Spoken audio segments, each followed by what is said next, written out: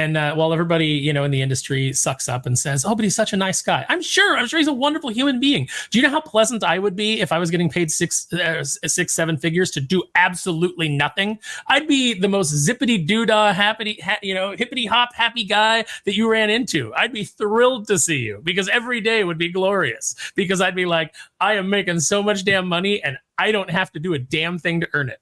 I don't even have to keep the company from failing. My check still cashes. Jim Lee is doing commissions again, and some people feel like he's charging an outrageous price for his commissions, upwards of $35,000. Everyone's been talking about it. Me personally, I want to know why a guy with a 7-figure income has time to do this when his company is basically burning down. And here to talk to me about that is Mr. Aaron Sparrow. How you doing, Aaron? I'm doing all right, Wes. How are you doing? I'm doing fantastic. Are you also vexed how this man has time to charge so much money for a commission while his company can't sell a comic book? Yeah, listen, I don't have any particular problem with whatever price Jim Lee wants to put on his artwork. You either pay it or you don't. He can, set the price at whatever he wants.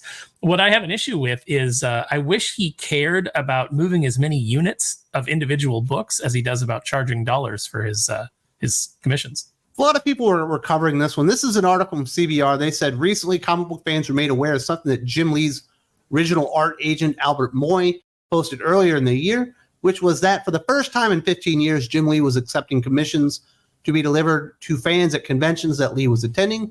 Here's what Moy listed for Lee's rates: 11 by 17 inches, full figure, one character with limited backgrounds for $20,000. If more than one character or extra backgrounds or recreation of other covers not drawn by Jim Lee, $25,000 to $35,000. And I do understand where that $35,000 price tag would seem like a bit much. But in fairness to Mr. Lee, he is one of the most in-demand comic book artists of all time. And he personally drew the comic book that sold more issues than any other ever, X-Men #1. He's got a pedigree, and if people are willing to pay $35,000, I don't blame him for that. No, if that's what people are willing to pay, then that's what the market will bear. Then I say go for it. I understand why but I also understand why people are saying things like, I'd rather buy a car. I totally get that too. It's just, it's like, what is it worth to you? Personally, if I had $35,000 to spend on artwork, I wouldn't be buying a 11 by 17 Jim Lee piece. I would probably be hitting up Art Adams or Mark Silvestri or hell, I would go to my Kneel Before Doomface artist Renzo Rodriguez and say, how about you give me a bunch of awesome pages? I do wish that instead of spending extra time doing these commissions, he would put a little more focus into DC Comics, because as I understand it, he's making well into the 7 figures with his contract with Warner Brothers to be the head of DC everything. They are paying him a hefty amount of money to make sure that DC Comics are going well. And right now, outside of Green Lantern, which feels like a complete aberration and anomaly at DC Comics, there's almost nothing worth reading in continuity while this dude's over on the sideline doodling stuff rather than thinking about ways to improve the business and actually get DC Comics, to the next year. I don't think that he does anything. Like, I really don't. I don't like you. We've heard the stories about how, when you would go into the meetings when he was co-publisher with Dan Didio would lead the meeting and Jim would just sit there and doodle on his pad. And that's what he's doing now. He's going to doodle at conventions and he's going to charge a bunch of money for it.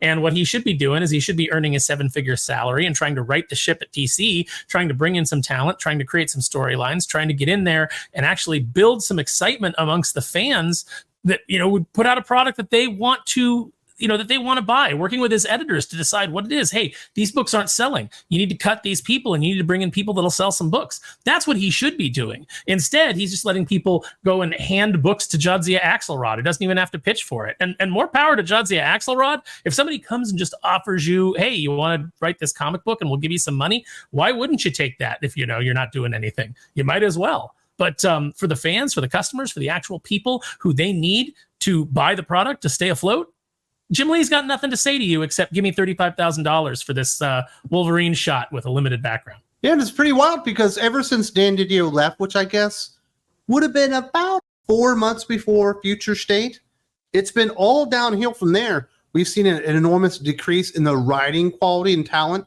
associated with DC Comics. We certainly saw an enormous decrease in the artistic talent associated with DC Comics. Yes, they still have a few superstars, Jorge Jimenez's, your Dan Moore's and stuff like that. But a lot of their really steady hands, people that were moving units, don't even work for the company anymore, don't really even associate with them.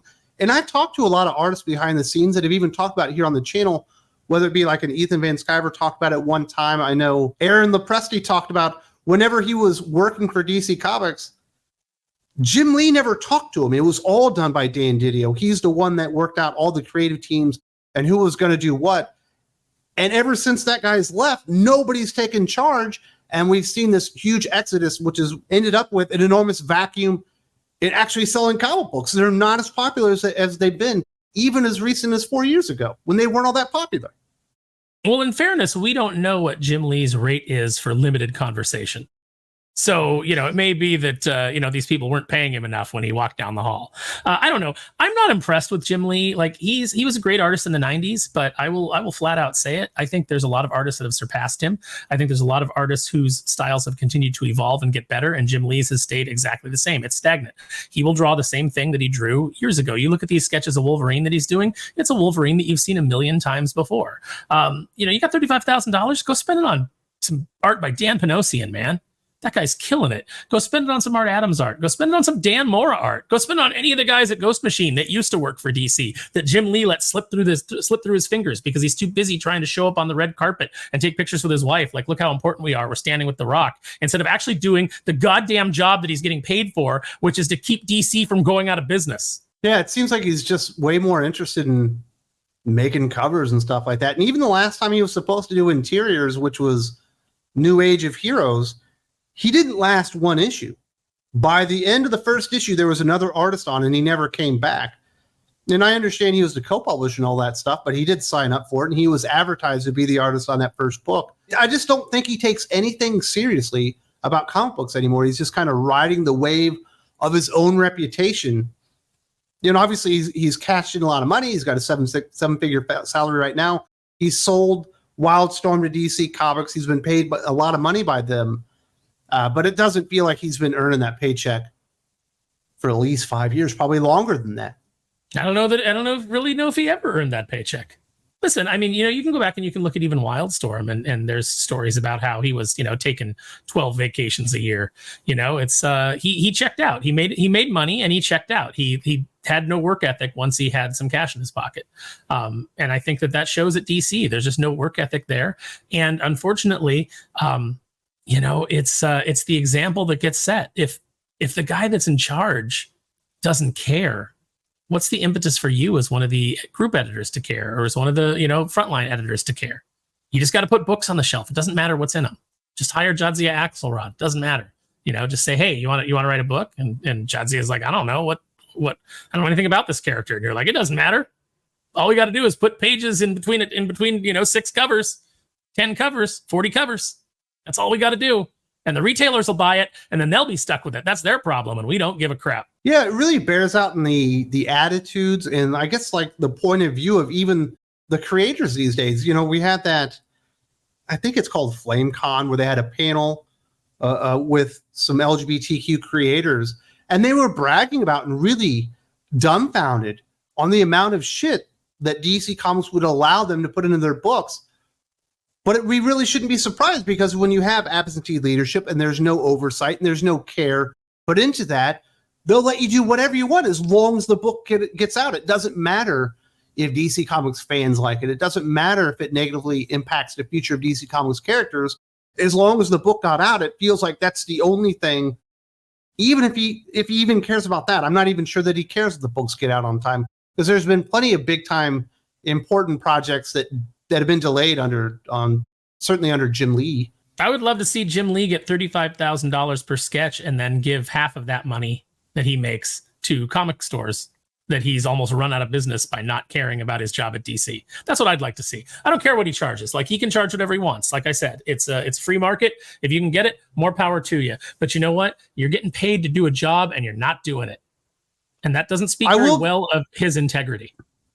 I will give him this. During the pandemic, when a lot of local comic book shops were shut down, he was auctioning off his art and selling it. and taking the proceeds and sending them to comic book shops. So I know that he has tried in the past, but maybe now that the pandemic is over and he's kind of seeing the light at the end of the tunnel, he's just fully checked out if he wasn't already. Well, it doesn't. I'm glad that he auctioned off some and gave some money to those comic book stores. But it helped those comic book stores more, giving them sellable product. But apparently he doesn't know a how to really do good that. Batman series. Yeah, with a really good writer. A month. Maybe have one of your staff answer Jeff Johns' emails when he wants to do a sequel to the Three Jokers, which sold so well. He wants to do a sequel to that. He and Jason Fabok, and you ignore, your staff ignores them. And now, we're going to get a sequel to Three Jokers, but it's by Chip Zdarsky. Great. Yeah, don't even get me started on that. And we were supposed to have all this Ghost Machine stuff was supposed to be happening at DC Comics under another imprint. Under Jim Lee's leadership, they basically destroyed Vertigo. They basically destroyed whatever Black Label could be. They've destroyed so many things, and now they're trying to recreate Elseworlds. And the first book is Batman Gotham by Gaslight, The Kryptonian Age, which isn't about Batman or Superman. It's a fucking Catwoman book. But how could we expect Jim Lee to provide any oversight or even care, I guess? Yeah, just get the book out. Yeah, he's just running out the clock, collecting that 7 figures as long as he can. And while everybody, in the industry sucks up and says, "Oh, but he's such a nice guy." I'm sure he's a wonderful human being. Do you know how pleasant I would be if I was getting paid 7 figures to do absolutely nothing? I'd be the most zippity doodah, hippity hop happy guy that you ran into. I'd be thrilled to see you because every day would be glorious because I'd be like, I am making so much damn money and I don't have to do a damn thing to earn it. I don't even have to keep the company from failing. My check still cashes. I know a lot of people that certainly are making far less than what Jim Lee is. That were in leadership positions when things weren't going well, they would sleep at work, especially when I was in the military, because the shit had to be done right, or there would be some accountability, not only, from a managerial level, but there's also personal accountability where they held themselves accountable. And it's I cannot sleep until I get this problem fixed. I don't know if it's a comic book industry thing or maybe it's just a Jim Lee not giving a fuck thing. It's just weird because I've never really been around people that didn't care. Well, you haven't done it in a really long time, Wes, but everybody out there who's had to apply for jobs, never now and then you get that question about what is your greatest weakness? And no one ever seems Jim Lee's I'm just a hell of a nice guy to be around. And it's really holding me back. No, but mine always throw them because I say I actually care about what I do. And they're like, well, I don't understand how that's a weakness. And I said, because I continually end up working for people who don't. And then that leads to conflict. It leads to conflict because I care about the product. I care about the customer. I care about the lore. I care about keeping the characters consistent. I care about delivering something that is quality, that the people that are paying for it will enjoy and get excited about and tell their friends and bring more people in. I care about all of that. And with the exception of Brent Irwin and David Hedgecock over at Ape Entertainment, I've never worked for a comic publisher as an editor that gave a shit. Because we've talked behind the scenes, and I know you've pitched plenty of projects, not as an editor, but as a writer with really top-notch creative teams to say, hey, you've got this thing that you're not working with right now. This is my idea to continue that on. Dive into what's already been established, but take this thing forward. We will do everything in our power to make sure that people that like that character will love this. And every single time you get turned down because it seems like the publishers themselves aren't looking for that. No, not at all. I mean, look at the current Darkwing run over at Dynamite. It's just basically so they can slap covers on it. They don't actually care about the content. If you go and look at their Kickstarter, the comment section is filled with people asking, why aren't Sparrow and Silvani's comics in this collection? Now, granted, I've said before, I don't think that's a Dynamite decision because at the end of the day, I think Nick Barucci is a capitalist. And I think that if he can make money, he will make money. And obviously, reprinting Silvani in my work would make money. I think it's a Disney decision, but that's just me. But, you look at that comic section. Obviously, the work that we did resonated with people because they knew that we cared. They knew that we immersed ourselves in it. They knew that we loved it as much as they did. And we tried to give them something that, even if they didn't always agree with maybe the story that we told or the direction that we went. And there was very little of that because it seems like we had really good positive fan will all the way around. But even if they they at least recognize the passion that we had for the characters and that it matched theirs. And I think that if if you're going to do, like, let's say you're doing a book called Street Sharks, based on the toy line, and you just hire some guy who's like, hey, you've done some stuff like this before. You want to write Street Sharks? And he doesn't care. Shelby? Yeah, and he doesn't care about Street Sharks, and just comes in, like Declan Shelby on Thundercats, where it's the opinion is it's good enough for who it's for. It's good enough for the page rate I'm getting. I've gotten some really crummy page rates before, and I still cared about the product because at the end of the day, it's still my name on it. Yeah, I don't feel a whole lot of like personal pride or investment in even the own quality of their work, and it's kind of just been borne out. And I think Jim Lee is just a bright, shining example of that. I'm glad people are paying attention to Jim Lee, and if you want to pay $35,000 for a Jim Lee commission, I say go for it. It's Jim fucking Lee. You might not be doing commissions. In 5 years, you might not be able to ever do this again. And he is certainly a Hall of Fame type of guy. I say he's got plenty of money that he's not working for. So if you got $35,000 to spend on art, go spend it on somebody who'll appreciate it. Somebody who'll draw you a background, a full background, not a limited background, a full background. But the fact that he's just asleep at the wheel and just does not care. He doesn't even do interviews.